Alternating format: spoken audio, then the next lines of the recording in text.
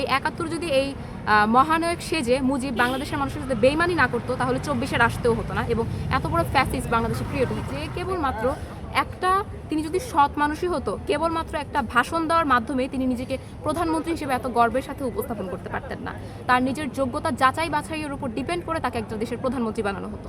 তিনি কেবলমাত্র একটা ভাষণের ক্রেডিট নিয়ে প্রধানমন্ত্রী হয়েছিলেন, এমনকি তারপরও নিজের সততাকে তিনি ধরে রাখতে পারেননি। জনগণের ম্যান্ডেট নিয়ে তিনি শুধুমাত্র তামাশা করেছেন এবং বাংলাদেশে একটা ফ্যাসিস্টের নীতি প্রণয়ন করা হয়েছে, যার কারণে আসলে আমাদের ২৪-কে কায়েম করতে হয়েছে।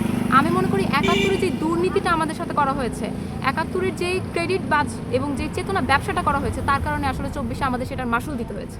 ২৪-এ কেবলই ২,০০০ মানুষের প্রাণ দিতে হয়েছে খামাখা। ২৪-এর ৭১-এর যারা চেতনা ব্যবসা করেছে, ৭১-এর জনগণের যারা চেতনাকে ধরে রেখে একটা সুন্দর বাংলাদেশ আমাদেরকে উপহার দিতে পারেনি, এমনকি বরং একটা ফ্যাসিস্ট হিসেবে বাংলাদেশে পরিচিত হয়েছে, তাদেরকে আসলে অবদান স্বীকার করার মতো কোনো প্রাসঙ্গিকতাই নেই। তাই আমিও কোনোভাবেই স্বীকার করি না।